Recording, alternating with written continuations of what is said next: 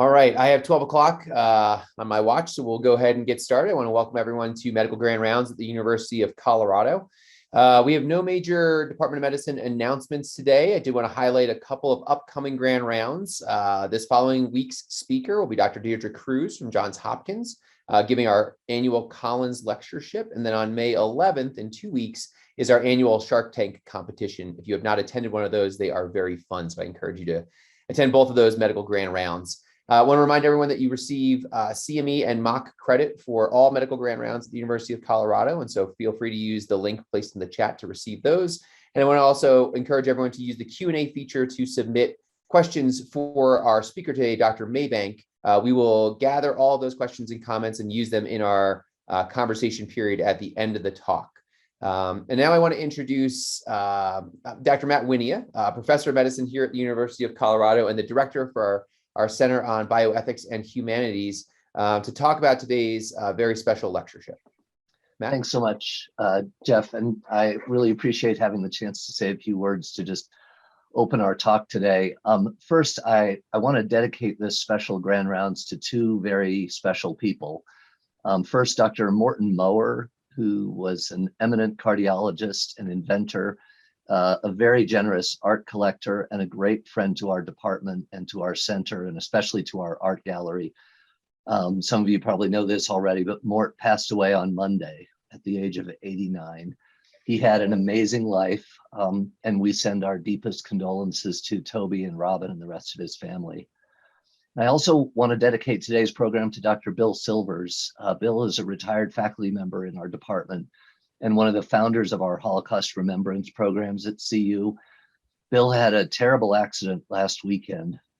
He is currently in our neuro ICU, and I know he appreciates all of the thoughts and prayers that folks have been sending.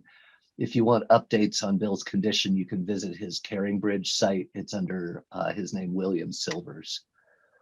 So I'd like to start this special Grand Rounds with a very short poem. It's just 24 words. It's by Dan Pagas, a Holocaust survivor. It's called Written in Pencil in the Sealed Railway Car. Here in this carload, I am Eve with Abel, my son. If you see my other son, Cain, son of man, tell him I. This short poem is rich and it's complex, but to me, one reading is that it evokes the unfinished nature of the work of remembrance and learning, which is what we'll be doing today. As many of you know, every year our University Center hosts a special guest during the federally designated Days of Remembrance of Victims of the Holocaust. We always invite someone who can help us learn about and reflect upon the specific ways in which the dark legacy of medicine's roles in the Holocaust continue to echo into today, and how knowledge of history can help us to create a better future. And in that light, I have to acknowledge, just this morning, the Denver Post reported that anti-Semitic attacks in Colorado rose 53% last year. William Faulkner famously wrote, "The past is never dead. It's not even past." And I think the war in Ukraine is also teaching us this painful lesson. But I will also say that the New York Times today has an article summarizing a major report from Harvard, released just yesterday, that explores Harvard's connections to slavery and to the so-called scientific racism movement and to eugenics. And the report specifically calls out the connections from those theories to the Nazi effort to exterminate Jews, Roma and Sinti, LGBTQ people, people with disabilities, and other marginalized groups. Most importantly, in response to this report, Harvard announced the creation of a $100 million fund to support their ongoing reckoning with this history.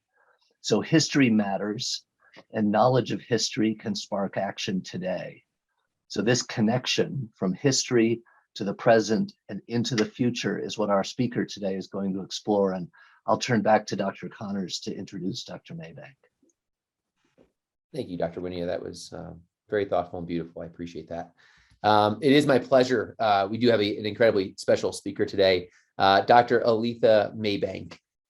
She currently serves as the Chief Health Equity Officer and the Senior Vice President for the American Medical Association, with a focus on embedding health equity across all the work that the AMA does, as well as leading the Center for Health Equity.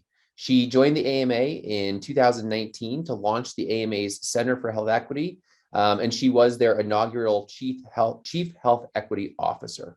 Prior to joining the AMA, Dr. Maybank served as the founding Deputy Commissioner for the Center for Health Equity at the New York City Department of Health and Mental Hygiene, a program that was recognized both nationally and internationally for its efforts. She is a tireless teacher and a wonderful communicator. She's taught medical students as well as public health students on topics related to health equity, public health leadership and management, physician advocacy, and then community organization in the betterment of health. In 2012, she and a group of Black women physician leaders launched a movement based on a Disney character to shine a light on the critical importance of diversity in medicine that has reached hundreds of thousands, if not millions of people. She's a highly sought after speaker. You may have heard her on NPR, MSNBC, or read her work in The Lancet, the Journal of the American Medical Association, the New York Times, among others. I could use the rest of the hour describing the accomplishments of Dr. Maybank, but that would not be a good use of her time. She holds an a BA from Johns Hopkins, her MD degree from Temple University, and an MPH from Columbia University School of Public Health. She's a pediatrician and a preventative health specialist, here to talk to us today about the legacies of the Holocaust and how it relates to health equity. Dr. Maybank, thanks for joining us today. Thanks, Dr. Connor, and thanks, Dr. Winia and Matt Winia for your relationship and support in doing this work and leadership as well. Thank you, Dr. Chopra, and condolences as well for Mort, and wishing Bill a quick and productive recovery over this time. So thanks again for having me. It's a pleasure to be not in person, but definitely virtual still. I first just want to make sure that we do land acknowledgement of acknowledging the indigenous people who have been living off of stolen ancestry lands, as well as those who were forced upon this land of African descent for the production, both communities of our systems, often of capitalism and other systems that accrued wealth for this country. And we celebrate and recognize their resilience. And this is definitely not to the exclusion of others and others' contributions to this country and this land, but this is fully recognizing, and one of our strategies in equity is ensuring that we center those voices and those people who have been most harmed and most marginalized within the context of this land. And so we just want to recognize that all the work that we do, or at least I do for sure, I'm always carrying my ancestors on my shoulder moving forward. And just to point out, these are two photos of students. The top photo is actually students at the Oregon and Health Science University's Native American Center for Excellence. They have a program now that's really helping to help streamline and better support students of Indigenous descent to get into the healthcare workforce. And then the bottom photo was taken a few years ago. It went viral. And these were students from Tulane Med School who went to visit the Whitney plantation that was close by, took this photo, but really also recognizing kind of the struggle, the resilience, and the thriving that is happening and moving forward. So I'll start off with just a little story about myself. Sometimes it's helpful to get grounded in who your speaker is and where they're from. This is myself and my mother. It was in kindergarten. I was graduating from kindergarten. My mother is not from this country. She's from Antigua in the Caribbean, and this is a house that we moved to when I was 6 years old in Harrisburg, Pennsylvania. She came from the West Indies to New York and then out to Harrisburg for some government work. And, in my experience of growing up in this part of Harrisburg, Pennsylvania, we had just moved from, a downtown area that was actually predominantly Black to a suburb of Harrisburg that was really predominantly, if not all except for us and my family, white. I ended up going to schools that had kind of this tremendous kind kind of spectrum of different folks of different backgrounds. So I went to school with a lot of wealthy Jewish children. A lot of, in my neighborhood, was more middle class Christian or Protestant children. And then I was exposed through my mom to many other communities that were outside of where I lived that didn't have as much resources. And many of these folks actually invited us into their homes. It was a unique, I think, opportunity, especially for me growing up. I think as the only, one of the only Black kids in the area, folks were, I think, generally working to be nice to invite me into their space, but I think they were also really curious about who I was and how I was going to show up. So it opened a lot of doors for me to kind of go into people's homes. And as I'm going into different people's homes and having these different experiences about families and how they show up, some of the things that I really remember, just kind of the stories that they said. Oftentimes, I found that people were saying things and they almost forgot that I was even in the space and in the room. But I would hear all these stories and experiences of pride, experiences of hard times. And what became reflective to me or important to me is that there were so many different truths that were available in this world. And some of the truths that people were sharing, their truths, aligned, and some of them didn't fully align, or they were actually in conflict.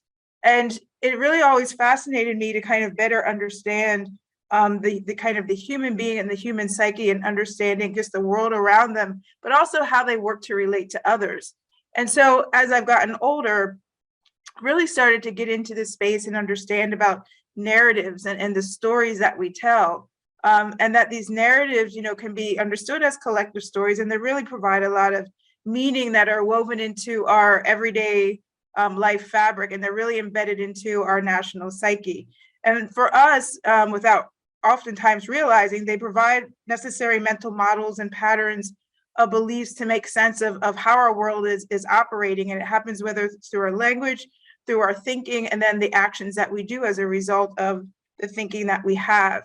And I think most of us, for the most part, we take for granted and accept a lot of the stories and narratives that are existing out there in our space, and we don't even really challenge or analyze or understand them. But I think in this work of health, it's absolutely critical in us to understand how these narratives that are created and generated by all of us and our families, and historically, how they impact how we understand the world in terms of history that was already elevated, but also understand like how we are to move forward in this world as well.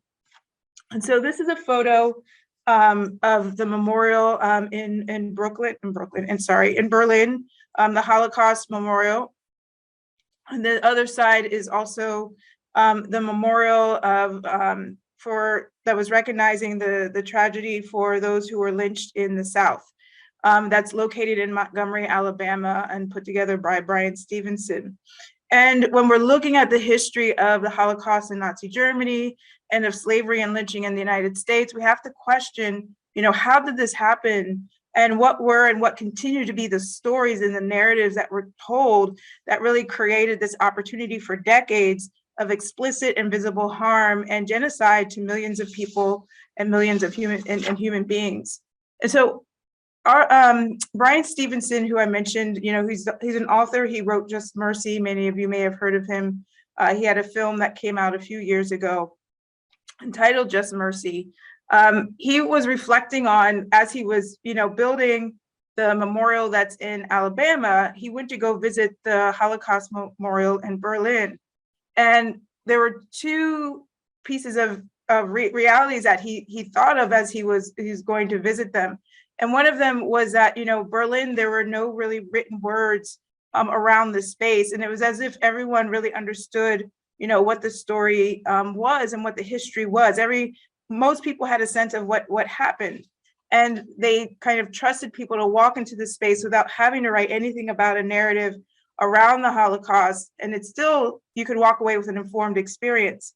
But in the United States, when he was doing the lynching memorial, he realized that we couldn't really do that the story that was told was, one, not well known, and we had differences and understandings about the story and the truth around it.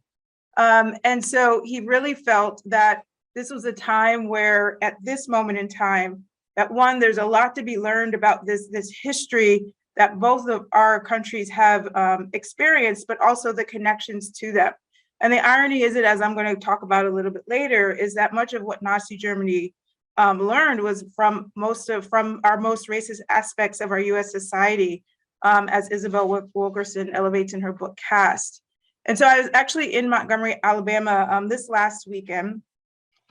Brian Stevenson and the Equal Justice Initiative invited for the first time healthcare workers down for a convening, because I think during this time of COVID, what many people have started to realize and kind of really seeing these strong ties of healthcare to inequities, what he realized in this context of narrative change, of the importance of health, and really how health is really an outcome, or poor health, right? Your life ends early, but also you could be traumatized. But health is an important outcome as it relates to these histories that we have, and that the health space has a responsibility and an obligation to better understand this history and these narratives that are embedded within our healthcare systems and our structures, and the ways in which, they inform how we think about our patients, our families, our communities, the neighborhoods, even ourselves. And so we know that narratives do shape our public opinions regarding healthcare, but they guide even how we understand health statistics. So we needed to, he felt that it is time that we kind of step into this space of narrative. And for many of us who have been doing equity work, this is like the frontline work that we're doing as it relates to equity. We think that we have to definitely understand how narratives show up, how narratives can actually harm and actually are considered either dominant or malignant. And again, they are pervasive in American medicine. And sometimes and oftentimes historically, they've been created by American medicine. They reflect the values and interests of the historically more privileged, which in our country tends to be at the intersection of being white, heterosexual, able-bodied, Christian, cisgendered, male, wealthy, English-speaking, and US born. And we know these narratives have deep roots in how we value people and how we value systems. They're ingrained in our cultural spaces and our practices. And they tend to have us give preference of one group over another. But they can be used as a weapon to oppress. And that's what we have seen in the histories and the legacy of both the Holocaust, as well as what has happened in this country as it relates to slavery and all the other systems of structured racism within this country, and other forms of isms as well. Excuse me. These narratives, as I mentioned, are dominant. They completely undermine our advancement, our ability to advance health and equity. There are those that are particularly problematic that are about race and individualism and meritocracy, as well as narratives, surrounding medicine itself. And they really limit our understanding of the root causes of health inequities. They create blind spots for us. And much is really at stake, in these narratives, and they're getting traction, especially at this time, and really beginning to thrive again. And we can hear them in the news daily. We hear them in our spaces of work as well. And oftentimes, again, these narratives are grounded in the context of the things that are listed on the slide, but specifically around white supremacy, the false notion of hierarchy of human value that's based on skin color and structured. There are patriarchal narratives that we know enforce and define other traditional norms and reinforce inequities around gender as well. But our challenges, I think, in this country is that we have, these opportunities and this knowledge now around these narratives, not enough amongst the whole of people, but we're starting to do this work. And the question is, what do we do with it? How do we challenge ourselves? How do we help and have the courage for other folks to really challenge themselves and see these truths and develop the consciousness that they need in order to counter them? And just to say that, in the context of the last bullet, I mentioned the context of white supremacy. We do know that there exists other types of hierarchies as well, whether it's religion and we're going to talk about that, of course, class, gender identity, sexual orientation, physical and intellectual abilities. And this one of white supremacy, though, is germane to the experience and the oppression of Jews historically, as well as Italians and the Irish, who were once racialized as non-white in this country. And then always for the experience of Blacks and Asians, Indigenous, and those who identify as Latinos. So here, in terms of the kind of the system of which is fueled by supremacy, and notions of supremacy really serves to fuel racism, both in this country as well as in Nazi Germany. I like this definition, and to use this definition of Kamara Jones in the bottom right-hand corner, because it has components that I think are actually easy to remember and clearly are defined. And so racism is a system, is like number one, it's a system of power and oppression. It structures opportunities for varying people. It assigns value also based on skin color. And then the important part that folks don't tend to operate in is that it also, or speak on rather, is that it unfairly disadvantages people of color and unfairly advantages whites. So there's benefits and there are not benefits to this system of racism. And as Kamara Jones also says, it saps society of its full potential. So I mentioned Isabel Wilkerson a little bit earlier in her book Caste. And Isabel, and this book has won numerous awards already, has had some just great attention to it and well-deserved. But she felt that the definition of racism may not be sufficient enough. It's important, but not sufficient enough, and that the experience of power or oppression is actually even more fixed and rigid, and harder to get and escape out of the boundaries. And as soon as someone escapes out of this boundary of the caste, there are problems, and then problems show up in many ways. And really wrote this book of Caste as a way to explore and explain the experience of this country and its commonalities with other forms of caste in India, as well as of Nazi Germany. Both have similar legacies in the sense of, you know, again, having these dominant narratives that really obscure and continue to obscure, at least in this country for sure. Nazi Germany has done a lot of work to prevent, to make visible that history, which is different than this country. But we have these obscured historical legacies and harmful power structures that actually affect people's well-being. And as I said, especially in this country, they shape how we assess, what we're doing in the world, as well as our thinking and our seeing. So she defines caste, and I won't read it in its completeness, but an artificial construction, a fixed and embedded ranking. It's rigid and it has these arbitrary boundings used to keep rankings usually apart. It's different than the context of class. Class is more so about measuring one's standing in society and is really marked by a level of education and income and occupation. But what was revealed to many, and even to me in reading this book that I had not realized before, was the reality that much of what Nazi Germany developed and implemented in the genocide of Jews, they learned from us here in the United States. They learned and emulated our tactics and strategies of terror that were used to preserve these narratives of white supremacy in American culture, narrative systems and our structures. And they got it really from white American politicians and leaders, and many of whom were scientists in the profession of medicine. And I feel in many of these instances of collective harm, we have a reckoning that we need to do as a profession of medicine.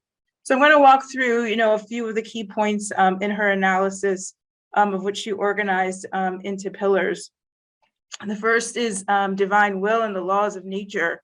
And she used, really explaining, the use of biological explanations to support superiority and inferiority ideology that really helps strengthen power and deeply oppress and maintain power over wealth, land, and people, and was really prominent. And it reminds us that, and many folks, and hopefully all folks know, that race has always been a social and political construct, not a biological one. created by the context, again, of this false notion of a hierarchy of human value based on skin color. And so phrenology is a pseudoscience, and it involves, the measurement of many different things and bumps on the skull to predict what they thought were mental traits and mental capacity of people. Sam Morton was a physician in Philadelphia, and in 1939, he published the book Crania America, and it really detailed the configurations and capacities of what he said were 4 separate races, and he defined them as Caucasian, Mongolian, American, and Negroes, and saw, the differences between these races as natural and dictated by God, rejecting the view that physical differences were actually created by environments. But it was really the foremost influential book in scientific racism in this country. And as an example of the narrative, he stated that Native Americans were adverse to cultivation and slow in acquiring knowledge. And this view of Native Americans, existence in society as not conducive to industrialization. And part of this thinking, this ideology, this narrative was used and implemented and applied to policy development at the federal level. It was what informed Andrew Jackson's Indian Removal Act. And there are plenty of examples of that. And so this is one of those strategies and tactics and ways of being that Nazi Germany picked up. And in Nazi Germany, it's the same use of biology and phenotype to deem inferiority and to justify the need to create an Aryan race, and labeling and classifying people as inferior. When looking at purity versus pollution, another element of her book, this was all about keeping the dominant caste poor. And you already heard earlier eugenics mentioned. Eugenics is a science really based on the belief that the human species can be improved by encouraging only people or groups with desirable traits to reproduce, while discouraging even and preventing reproduction among people of undesirable qualities. And so, excuse me, Hitler actually, so in Nazi Germany, Hitler had his people actually go and meet and come, to this country to meet some of the leading eugenicists. Madison Grant being one of them. He wrote this book, The Passing of the Great Race. And Madison Grant actually worked with Presidents Roosevelt and Hoover, and he helped support them in their development and enacting of the American marriage and immigration laws of that time, that ultimately worked to kind of separate again and exclude. Hitler was known to say, I've studied with great interest the laws of several American states concerning prevention of reproduction by people whose progeny would, and in all probability, be of no value or be injurious to the racial stock. And so this book was actually ended up being translated into German. It was published in 1916. And Hitler was known to have said that this book was his Bible. This is something that many of us have heard in terms of not so much the term heritability, but the concept of the one drop rule. And it also is very much connected to this purity concept as well. And the premise of it is basically that no matter how small of a contribution it was that you were going to be othered or excluded. So if you had any, in quotes, not that this is particularly measurable, but any aspect or trace of a particular racial category that was not deemed superior, which was the white race or the Aryan race, you were going to be othered or excluded. And so this is an example in this country of a registration card that was provided to people to fill out so that they could keep track and identify, folks' contribution to the one drop rule, etc. And so now applying this, and it was replicated in Nazi Germany as well. The internal threat lurked in intermarriages, especially between Aryan Germans and members of what they deemed as inherently inferior races of the Jews and the Roma, Africans and Slavs. And the offspring of these marriages were said to according to Nazi Germans, to dilute the superior characteristics reflected in German blood, thus weakening the race and its struggle against other races and survival. In this slide on the left-hand side, this was a chart used by the Nuremberg that was used after the race laws of Nuremberg were passed in 1935. These are the new laws of citizenship and really demonstrating how race was passed down. And then on the right-hand side is a certificate that folks had of Aryan descent to demonstrate how far back that descent went as well, that they would fill out and carry around. And then dehumanization. This has a lot to do with genocide, extermination, but also experimentation of people. And so we know, again, just to support the narrative around the superiority of race, they use that to justify the extermination in this country of indigenous people. In 1933, our own president, again, Andrew Jackson, said, those tribes have neither the intelligence nor the moral habits which are essential to any favorable change in their condition established in the midst of a superior race and without appreciating the causes of their inferiority. They must necessarily yield to the forces of circumstances and long disappear. And it's really no accident that Adolf Hitler used Americans' policies to exterminate Indian population as a model for his own extermination of Jews. And he was known to say that, he was really pleased that the United States has shot down millions of, in quotes, Redskins to a few 100,000. And he equated this quest for Lebensraum, which is known as like a living space or a territory that is needed for natural development or for, in quotes, his chosen people. And so what he did there was definitely, he equated to kind of our ethnic cleansing of Indians here in the United States. And then lastly, this concept around racial terror. This wasn't as much explicitly in her book, but I think this is a really important context to narratives and how narratives shape action and also shapes reaction as well. It's very clear that there were many that were directly impacted, directly killed, lives were gone as a result of both of these atrocities, in our countries. But they didn't only impact the individuals being killed and executed, but they also impacted their families and the communities of which they lived.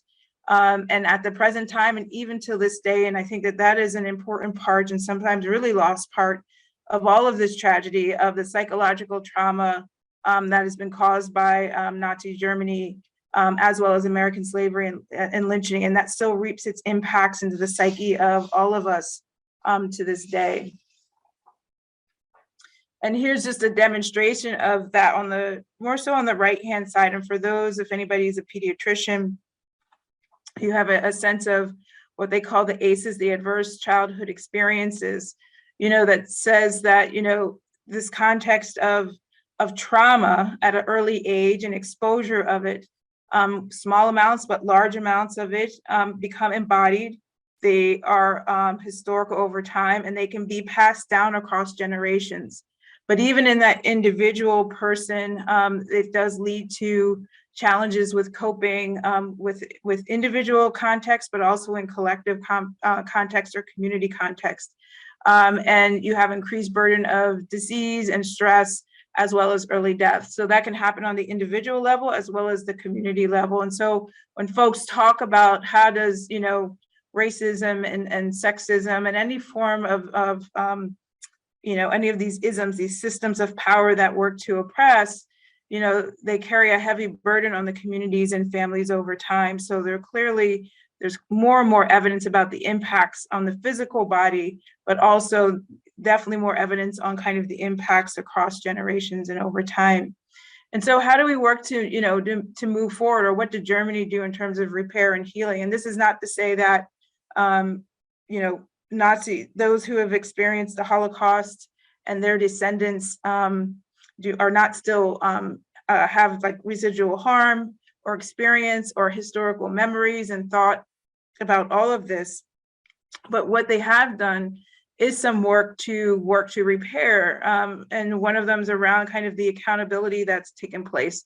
As I mentioned earlier, there's a shared and common analysis about the history of the Holocaust in a way that not that there aren't folks that don't deny. I'm sure we know there are folks that deny the impacts of the Holocaust, but overall, there's still a greater common and shared analysis and understanding. The public memorials that are existing that really center the experiences and memories, and then the removal of harmful symbols as well, we know is also very important, and education and other public reckoning.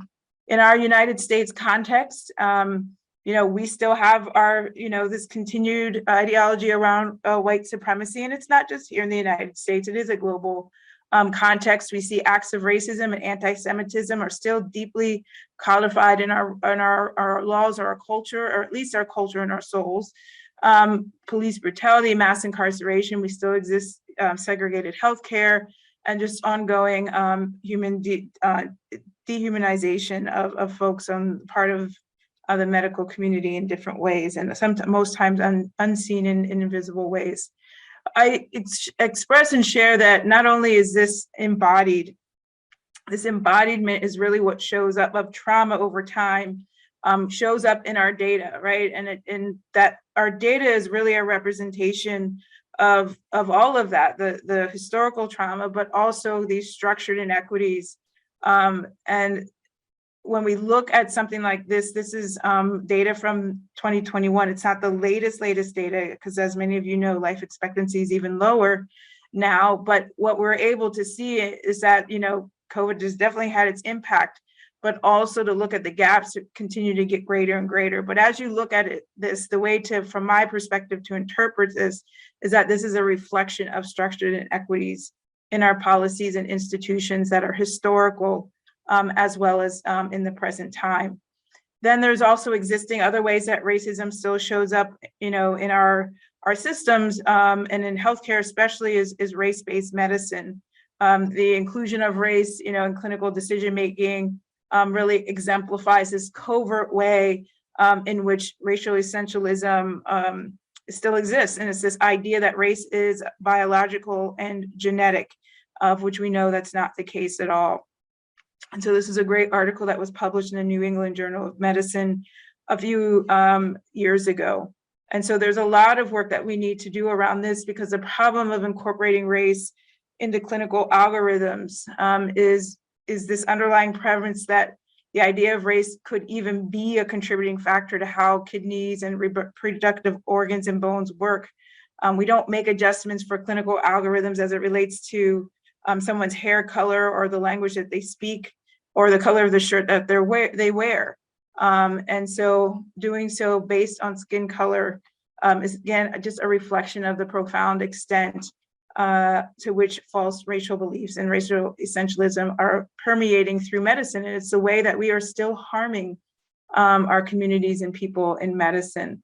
We also have other studies around, this is 2016 data of medical students and their perception of Blacks patients. You can look all these studies up, but that med students still perceived Blacks as having less pain than other folks. And then this particular study found that when cared for by white physicians, Black babies were 3 times more likely to die in the hospital than white babies, the researchers found. And that disparity actually dropped significantly when the doctor was Black. So there was no disparity. And although Black newborns, they were more likely to die otherwise than white newborns, the disparity was not because of the distinction of the doctor's race and ethnicity. So our way forward, and it was already mentioned, this context of history, and really understanding our history to grapple with what is happening. And I think health equity work is going to require an acknowledgement and reconsideration of previously taken for granted beliefs around health that are both historical and contemporary, health and how it was produced, the healthcare and public health systems, how they work, and society and how it's set up to take advantage of some and disadvantage others. And I don't think we can do this work without a set of commitments to our past, and what the harm has been, and especially at the institutional levels, what I'll talk about now, because that's where we have a little bit more power over. And this is for us at the AMA. We released our strategic plan, and we did kind of acknowledge some of the harms that, we have put forward as the AMA over time, like the exclusion of Black physicians for over 100 years, our Flexner report of 1910 that revolutionized medical education, and also ended up closing down 5 of the 7 Black schools based on the recommendations that they made, and that has an impact up until this day. But in our plan, there's a lot more listed out. We've been able to move forward, I think, pretty boldly. One, again, the exposure of COVID, I think, in the inequities there. 2, the public murder of George Floyd. And so even our board put forward a statement, as many others did, after that public murder. And then later that fall, thanks to our medical students and a lot of our young physicians and residents put forward policies, and they were adopted to formally name racism as a public health threat, to rid our healthcare system of racial essentialism, which I talked about earlier, as well as to support the elimination of race as a proxy for ancestry, genetics, and biology, which I mentioned earlier too. So these have really allowed us to step really boldly into talking about racial justice and anti-racism work. And we have a full strategic plan. As I mentioned, I'm not going to go through every strategy, but you can take a look at it when you get a chance. Our theories of change are rooted in kind of understanding and righting the injustices of our past, as was elevated by the example at the top of the conversation by Matt with the work that's being done at Harvard, challenging our malignant and dominant narratives, centering those voices and ideas of those most marginalized, adopting a race-and approach. And just a little bit on that, our work must recognize how systems of power definitely intersect, create, and reinforce inequities, especially on race. And so we lead with race really because of the history, and the evidence compels us to. Some of the greatest gaps are along race and ethnicity lines. And it's one of the hardest areas for actually people to have conversations about and in this country, again, because we don't know the history, we don't have a common and shared analysis. And so we do think we need to really prioritize that and center that. However, we recognize that there are other dimensions of marginalization and exclusion. So it's a race and approach, and definitely not to the exclusion of other identities, whether it is gender or religion, sexual orientation, citizenship status, as an example. So it's really critical that we do address all areas of marginalization and inequities in the work that we do as well. And so the approach that we are kind of moving towards and working on in our strategy that I've been kind of speaking towards is, making sure that we do find these pathways for truth, racial healing, and reconciliation. This is not work that we have done a lot in this country, but we see now that there actually is a lot, not a lot, but there's budding work. And several universities have kind of come forward with truths and figuring out their pathway forward for reconciliation as well as reparations. And so we're in that process for us here at the AMA. We did issue an apology in 2008 for the exclusion of Black physicians. It was only a first step and a start towards this path of reconciliation and righting the wrongs. In the meantime, between now and between now and 2008, there was a commission to help eliminate and end disparities, and Matt definitely was a part of leading that and organizing that. And then in 2019, there was policy that was put forward by the House of Delegates of the American Medical Association that we needed to be much more intentional, much more explicit in our engagement around equity work. So the recommendation was to have an organizational unit to advance equity and a leader to do so. And so I came on board in 2019. Some other opportunities as it relates to looking at our history and repairing the past as a way to move forward. In this past June, almost a year ago, our House of Delegates again passed policy recognizing the impacts of the Flexner report, not only just on, I mentioned the closure of the 5 medical schools and its impact on diversity, but its impacts on medical education. And on medical education, we know that it took really that medical education was based on the clinical and basic sciences primarily, and that it really took the social context of medicine away. And so this particular policy is talking about and really naming the harms of Flexner report, and that we need to go through our own truth and reconciliation process. So we're in the process of figuring out how are we going to go about engaging folks around doing that.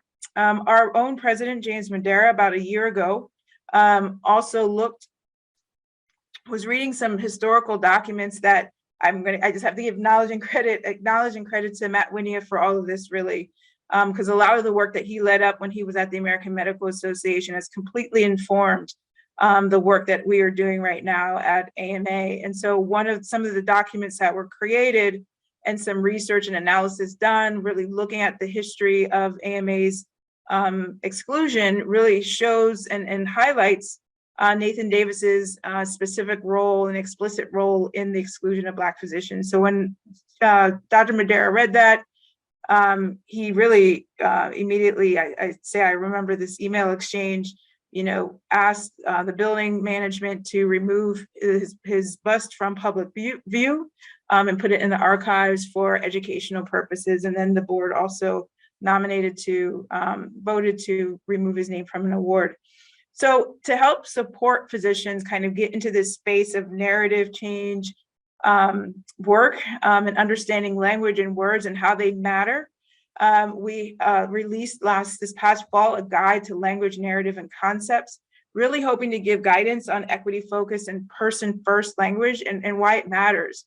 The goal of this guide is not to reprimand physicians for the words that have been used for a long time in delivery care, because we know that most of us really deeply care about what we're doing and why we're doing it. But we need to shift our thinking about language and dominant narratives to really help ensure that we are really indeed centering care around the experiences of our patients, and without reinforcing labels and objectifying them and stigmatizing our patients and further marginalizing. So we think, this is among some of the first steps in this work, I think, for all of us, is developing an honest account of our own deeply ingrained mental models and everyday assumptions about health and society and its history. Another way that this took some organizing amongst myself and some other colleagues in this nation after we had this JAMA incident last year, where there was a podcast released saying racism didn't exist. We really shouldn't talk about this. We really came together to really say we need to identify and name what is or analyze and find out what is really happening as it relates to our medical journals. And their inclusion or exclusion of the word race, but also studies and empirical studies on race and racism. And so we did look at the top 4 medical journals, and from that, we were able to kind of see that honestly, the majority of them were not publishing anything, barely the word itself of racism, but also not even, and definitely not having empirical studies within the context of their journals.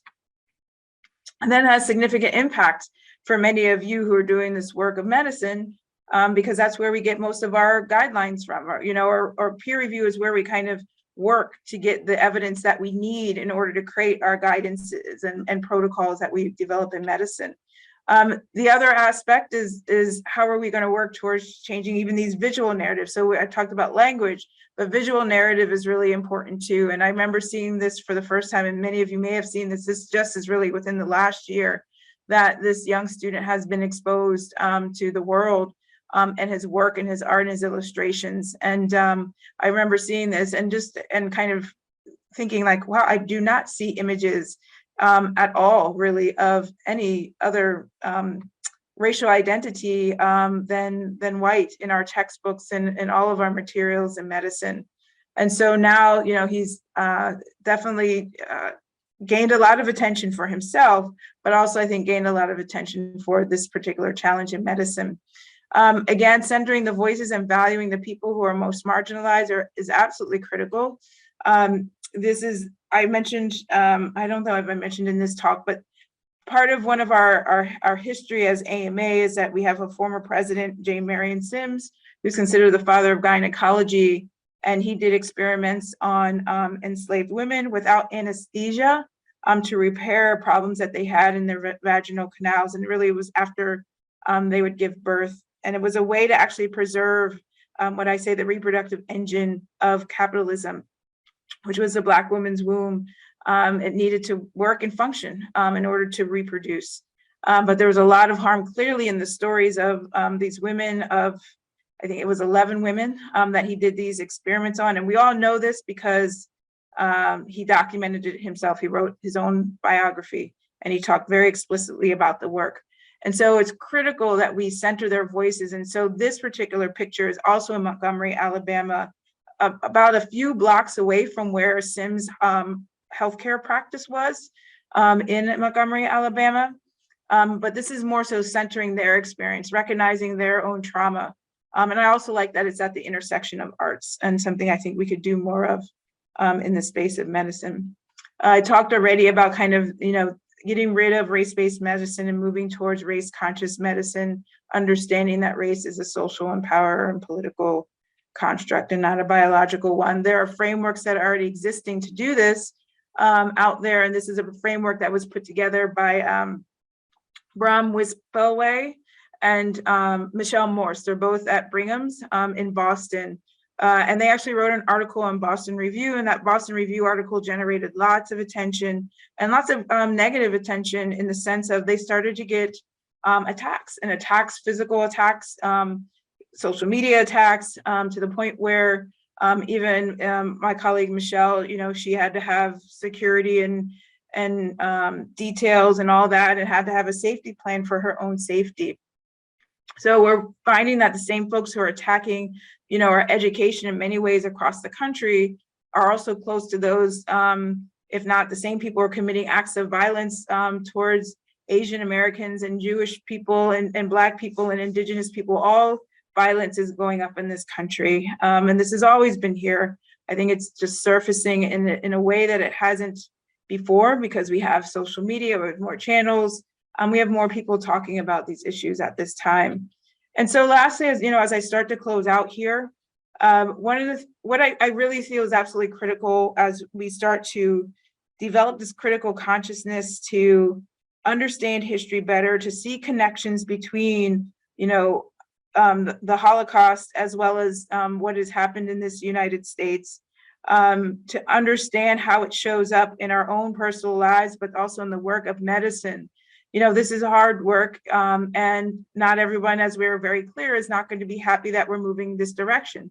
For those who have been, fighting to preserve white supremacy and patriarchy for years, they're going to continue to do so, and we can see that. And as we start to do this work in medicine, I think it's really critical as we start to generate that attention and generate, potentially, and we're not generating, but it's coming towards us in terms of violence, and we see it in this time of COVID as well. It's really critical that we're operating in solidarity. When the neo-Nazis showed up at Michelle and Bram's hospital at Brigham's, there were only two really large institutions across the country that issued statements of saying that this shouldn't happen. And there's nothing, I think, more important than our ability at this point in time in order to overcome these notions of power and superiority and inferiority, is that we have to come together. We all have, deep-seated memories. Many of us do, of deep-seated memories of injustice, whether again the experiences through the Holocaust or what has happened in this country. And we carry these experiences with us. And they play out in many different ways, but also there's a lot of similarities and parallels when we look at through the lines of colonialism or other forms of isms and racisms. And I think the possibility lies in the opportunity for solidarity, really, no matter what your identity. Eric Ward, who was at the Ford Foundation, is now at Race Forward. He has a quote that he said, "We have to understand that at this moment, we have to fight the fear together. There is no solution to this problem that does not come from communities uniting across lines, gender, race, and class. We are truly all in this together, so engagement will look different for each and every person. For some, this will mean focusing on laws, rules, and regulations. For others, it will be researching and bringing to light a better understanding of these moments and systems and movements. What I hope is that everyone walks out of this conversation thinking about the one thing that they can do to make a difference. Not everybody has to do it all, but all of us have to do one thing. And this is the quote, and the slide itself is from James Baldwin. I used to stop the quote at the end of, I have been making as much noise as I can. And I really didn't know the second part of the quote until more recently. And I thought it was really relevant for this conversation. But since we live in an age in which silence is not only criminal, but suicidal, I've been making as much noise as I can here in Europe, or radio and television. In fact, we've just returned from a land, Germany, which was made notorious by a silent majority not so very long ago. So I want to thank everyone for listening and tuning in. And I wish you all the best of luck. Thank you. Dr. Maybank, thank you very much for this powerful talk. I wanted to start, I was going to throw it over to Dr. Winia for the first question, and then we have a number of questions for the audience that we'll get as many as we can in the time we have. Yeah, Aletha, I just was, first of all, thank you. A wonderful talk, as was yesterday's version of this. I wondered if you'd be willing to dig in with me a little bit on something that's always bothered me a bit, which is Hitler also, and I don't have the exact quote, but he basically said he really admired that the United States had succeeded in taking the land and murdering so many native indigenous people, and yet the world admired the United States.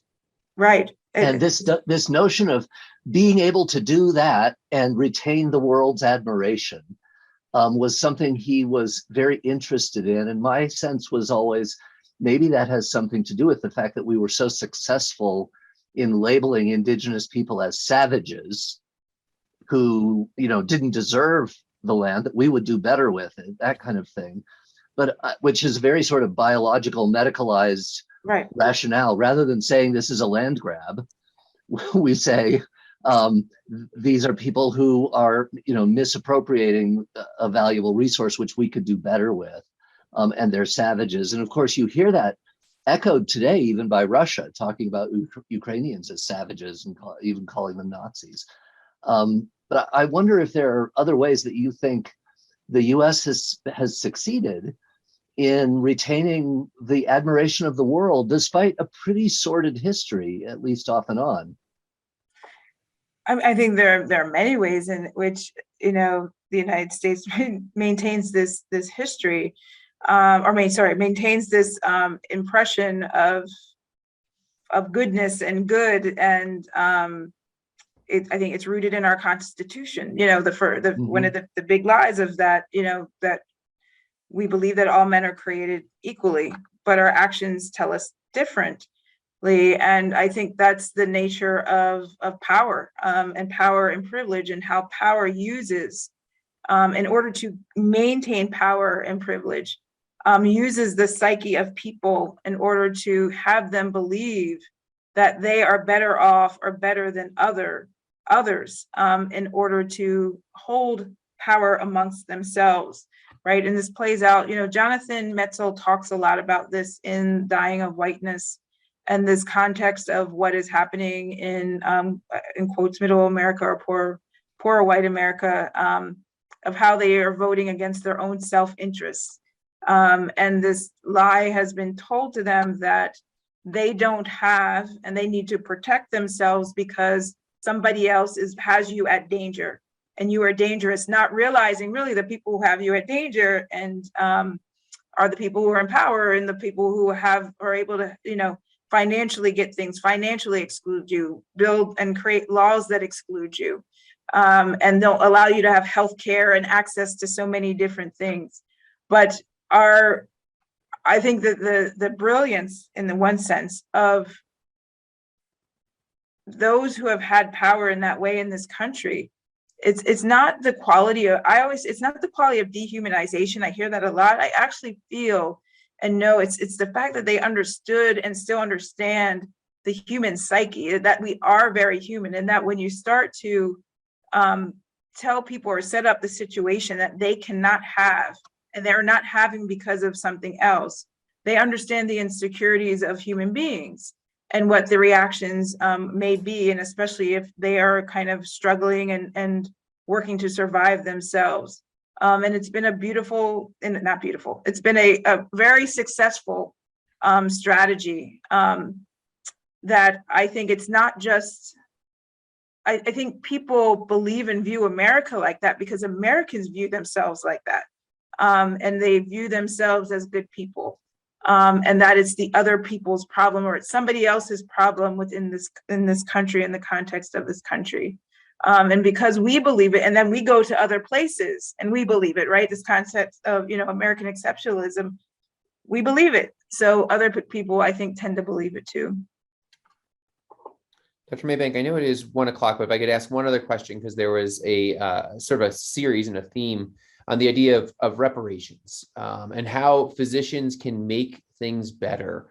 And a lot of the theme revolved around, there were questions about the AMA itself or what we can do as individuals, which is, there's denial, then there's admission of what was done wrong, and then there are efforts to do better going forward. But what can doctors or groups like the AMA do to actually make up, to use the power they have now that they probably shouldn't have, or at least shouldn't have the degree of, to make things better for the groups that were marginalized currently and in the past? Yeah, and I'm going to say this just about, so AMA, I think is one sense easy, I don't know if it's easy, but it definitely, we have the finger pointed at us a lot, and has been considered definitely a poster child in the sense of racial injustice. But I want to make it really clear that the majority of historically white institutions in this country have some relationship that probably has not been to the benefit of many of the communities that they have served. Not talking about intentions, good or bad, it's just the impact. And so we all have a sense, I think we all need to step into that space of, first, I would say, kind of learning what is that history? What is that history of what your institution has with your neighborhood, and where do you live? Where do you learn that from? The folks who have been residing in your neighborhoods for years, and the employees that have been working at your institutions as well. I think that kind of investigation and that curiosity and assessment is absolutely important. I think then after you do that and you find out, some of the harms, you collectively come together on ideas on how you're going to repair those harms. And that's kind of where we're at right now at the AMA. There are things that we have named. We're clear they exist, but we need to figure out what is our plan forward. And part of that is understanding what has been the actual cost, cost financially, cost to the spirits and the minds of people, socially, emotionally, and not only, again, to the direct people, but all the folks that were harmed as a result of that. I think about how excluding Black physicians didn't only have impact of their engagement in AMA, it had impact on their ability to get hospital privileges at that time, because you had to be in a society to get hospital privileges. So if you can't get hospital privileges, that tremendously impacts your entire community. So what are the costs of all that? That it gets big and kind of a little bit overwhelming.